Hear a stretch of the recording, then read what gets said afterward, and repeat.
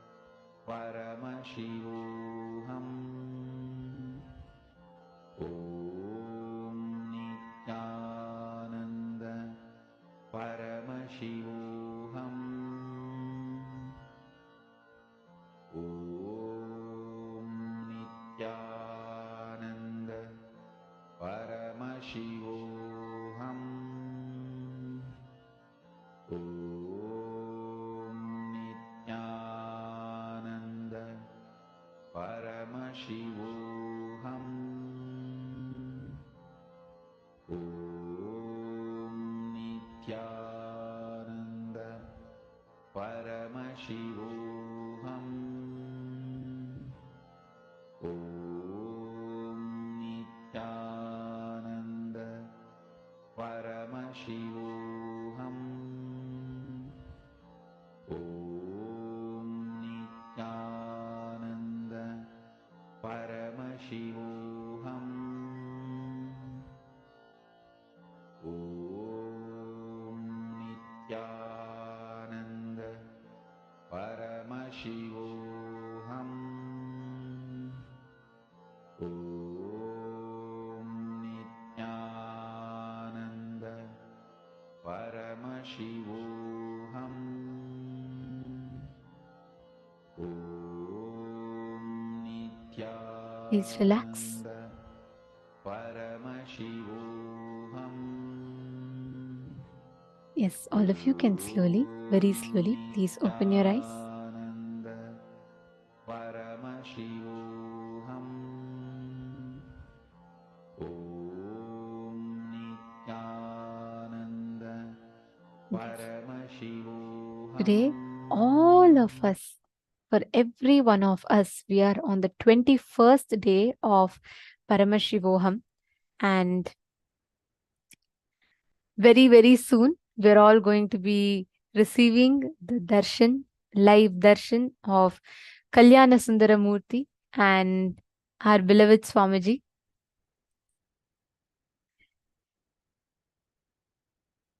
Today, for all of us that are here, on the 21st day of Paramashivoham, we are all going to be receiving the ultimate initiation. Paramashivoham is all about what? Living as Paramashiva, isn't it? So, end of the day, living Paramashiva is Swamiji. Like Swamiji is that embodied form of Paramashiva walking and living amongst us. So, being Swamiji is the essence of Paramashivoham.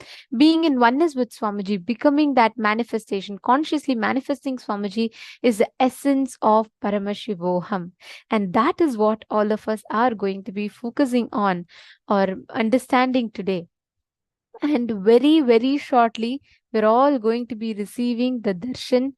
We're all going to be having the Bhava Samadhi darshan of Kalyana Sundaramurti and Swamiji, Nithyananda Paramashivam Murti form of Paramashiva. So we're all going to be initiated into the essence of what Paramashivoham is.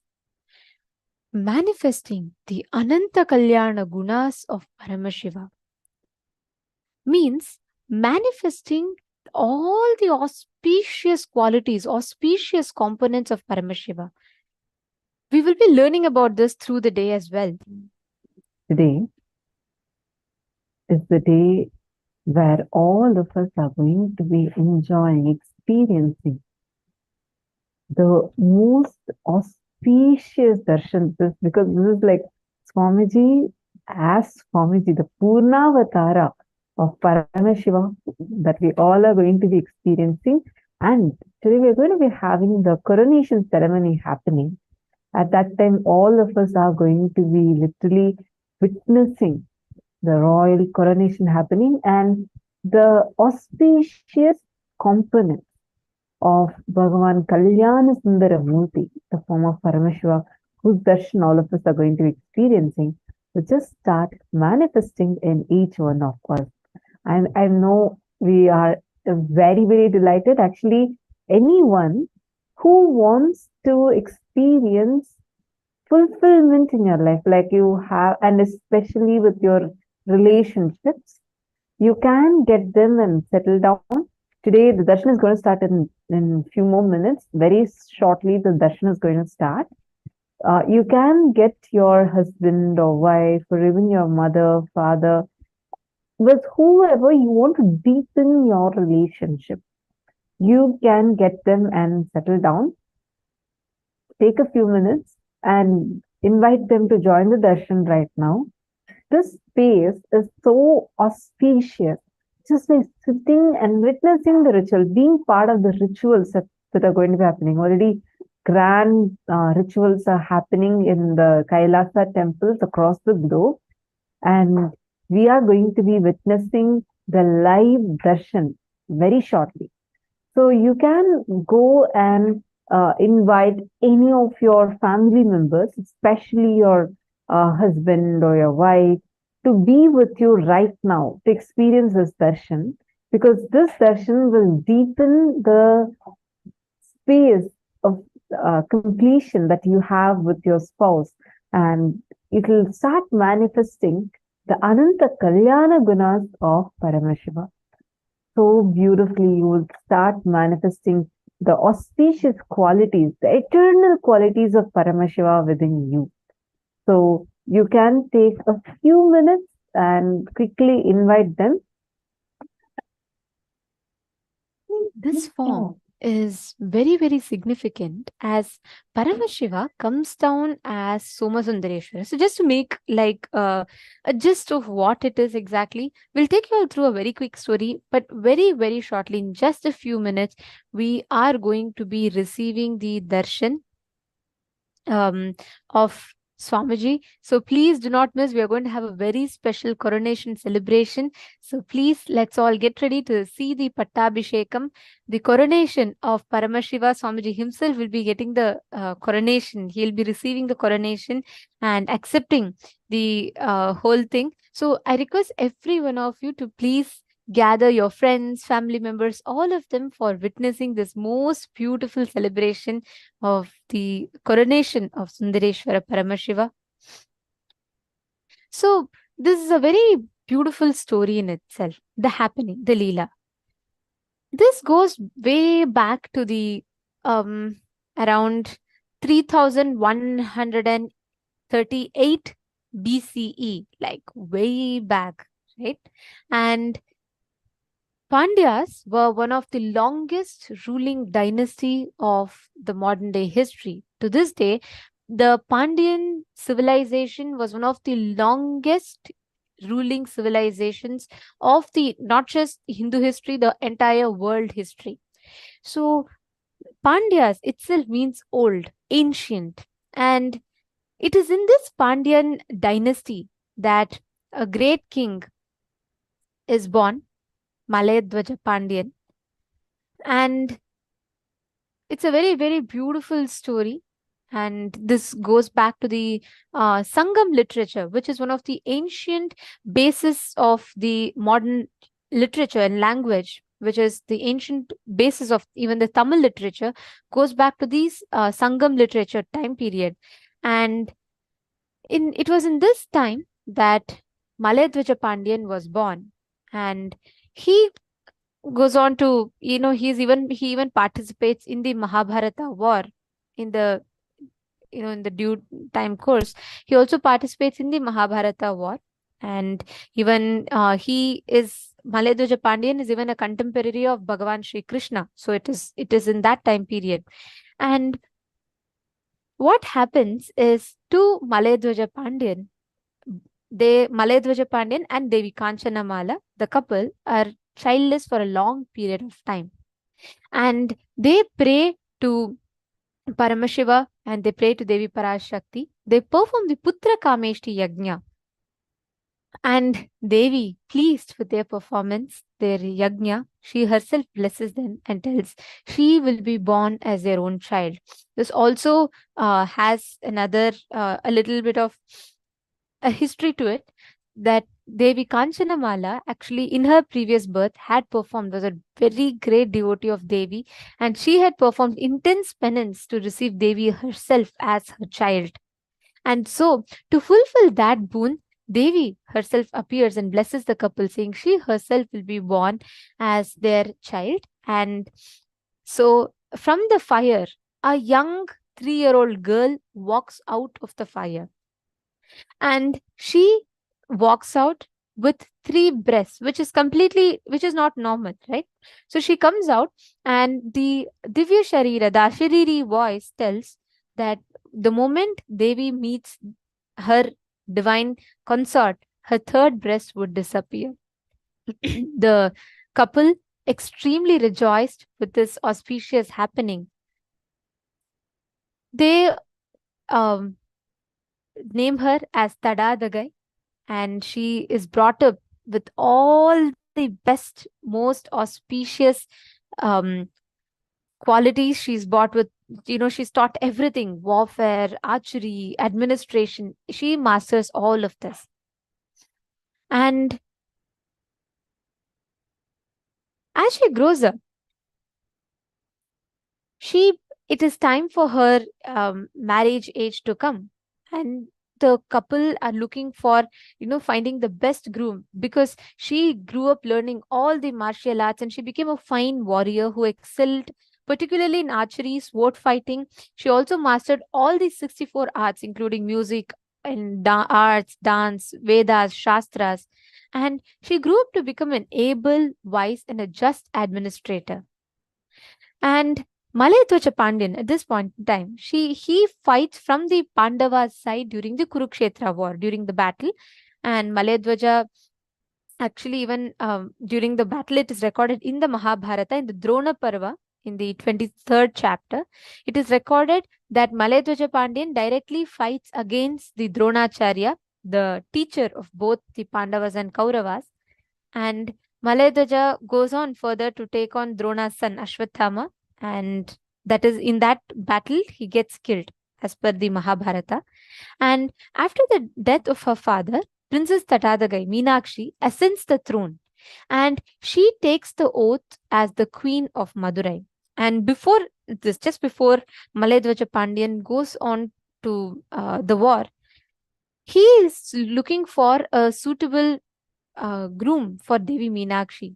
Meenakshi goes on to conquer every world, not just Bhuloka. She conquers all the universes. She fights and wins over everyone. And there is nothing left to conquer. The moment people have the darshan of Devi Meenakshi, they surrender their kingdoms to her, because she leads the whole civilization towards enlightenment. Finally, the only place remaining to be conquered, naturally, is Kailasa. Devi Meenakshi goes on to march even towards Kailasa, to conquer Kailasa. And the moment all the Bhutaganas, everyone see Devi Meenakshi, it is so beautifully described that they fail to fight her. They cannot fight her. Even Nandi, the lord of the whole Kailasa, who guards the whole Kailasa, the moment he sees Devi Meenakshi, he only feels that of, the feeling of seeing a mother. So he is unable to fight. So it happens that all the Shivaganas lose the battle with Devi Meenakshi. Meenakshi goes on conquering each of them. She conquers all the Bhutaganas. She conquers Gundodara. Then Nandi comes. She conquers even Nandi. Finally, Nandi says, Paramashiva, only you can come and save us. And Paramashiva comes. The moment Meenakshi meets Paramashiva, her 3rd breast disappears. The moment her 3 eyes locks into Paramashiva's 3 eyes, she realizes that she is Devi herself. She is Paramashiva's own extension. She realizes Paramashiva as her divine consort. She just falls in love with Paramashiva and awakens, experiences that highest enlightenment. And the moment she realizes this, she prays to Paramashiva and requests Paramashiva to accept her. And Paramashiva blesses her, saying he himself will come down as Somasundareshwara. And Devi, though, has one condition for this. She tells Paramashiva that, in Bhuloka, in Madurai, they're all like, we all live a completely different life as opposed to in Kailasa. So she tells Paramashiva to come in the form of a traditional groom. Paramashiva, in his all compassion, he says, not just a traditional groom, he'll come in his best form. So he's called as Sundareshwara, the most graceful and beautiful form of Paramashiva. So Paramashiva walks the streets of Madurai as Somasundareshwara, adorned with all the jewelries, the finest of jewelry, the finest of clothes. He's adorned with everything as he walks the streets of Madurai, and he reaches the palace, and King Malayadvaja Pandian and Kanchanamala hand over Devi Meenakshi to Somasundareshwara, and this celestial wedding happens with so much of grandeur and so much of a celebration. All the gods and goddesses from all the three worlds appear, and they all sit here. From all the 14 worlds appear, and they all sit in part of the celebration of Meenakshi Sundareshwara Thirukalyanam. There's an elaborate description that is given. So fast forward, after all these marriage and all these celebrations get over, Devi Meenakshi and Somasundareshwara are Devi Meenakshi is handed over the kingdom. It is after this that her father Malayadvaja Pandian passes away in the Mahabharata war when he fights against the Kauravas. And after the death of her father, Princess Meenakshi ascends the throne and becomes the queen of Madurai. She takes the oath as the queen of Madurai, the Pandya king, and she takes the oath on the Manudharma Shastra. And after her accession to the throne, Devi Meenakshi continues to conquer all the worlds. And after Devi Meenakshi ascends the throne, which is even witnessed by Agastya, Meenakshi goes on to rule for a very long period of time. And when after her marriage to Somasundareshwara, she decides to give the kingdom to Bhagavan Paramashiva himself, so that the entire humanity in itself can be guided towards enlightenment. And she hands over the whole kingdom to Somasundareshwara. The whole coronation takes place. Today is the exact day, exact alignment of the stars, exact Hindu, as per the Hindu calendar. It is exactly on this day, around thousands of years before, that the coronation of Somasundareshwara takes place. And this happens at around 3300 BCE. And it is on this day that Bhagavan Sundareshwara ascends the throne of Madurai.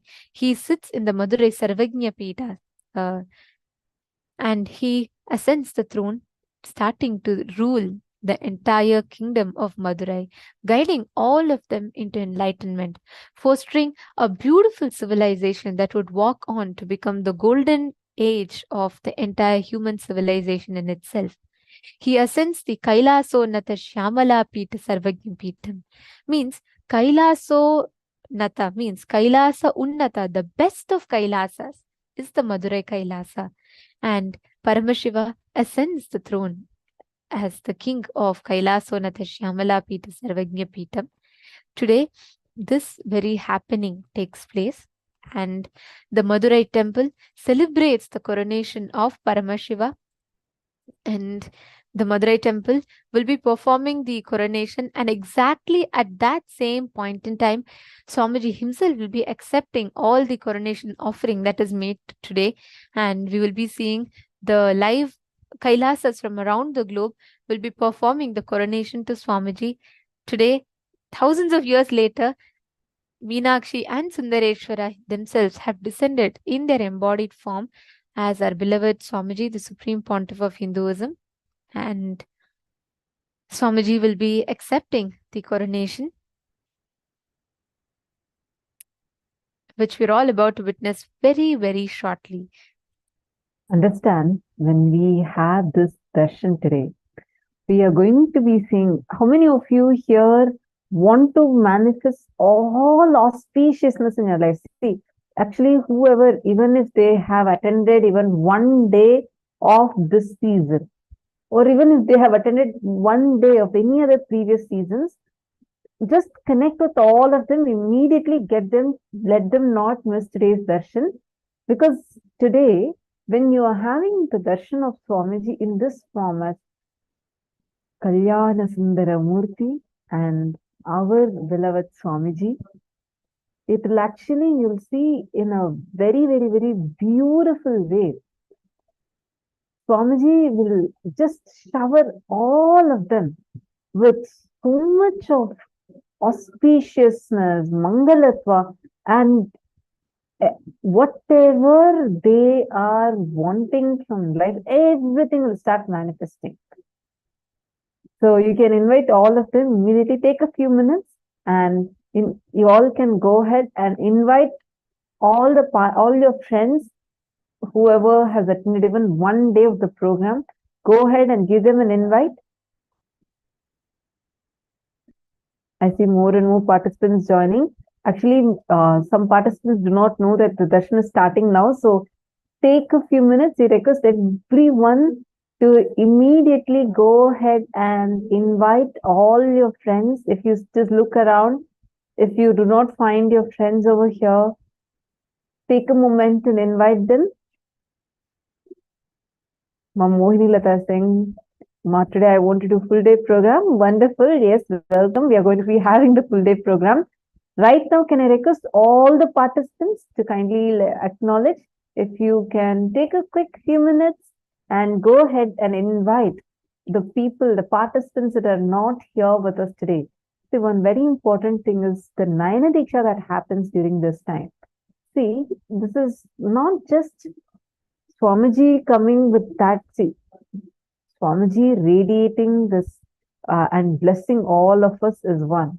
On the other hand, we are going to be having the cosmic alignment, and the Madurai temple will also be celebrating this festival. So it's a very, very, very grand happening.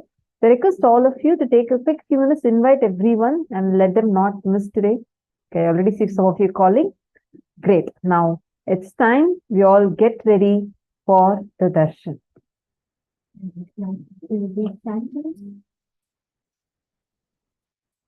We will now be chanting the Dhyana Shloka, the exact sacred chant, which describes the form of Paramashiva with which he appears in Madurai to accept Devi Meenakshi.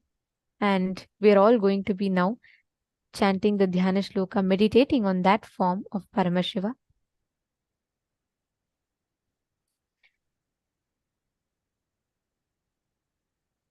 Please sit straight with your head, neck and spine in a straight line.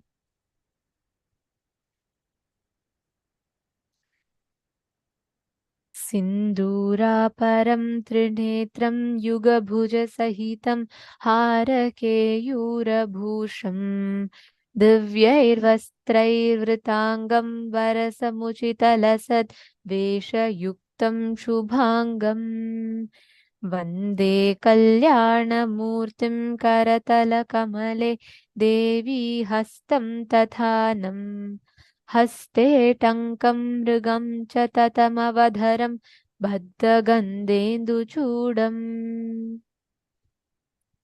Now,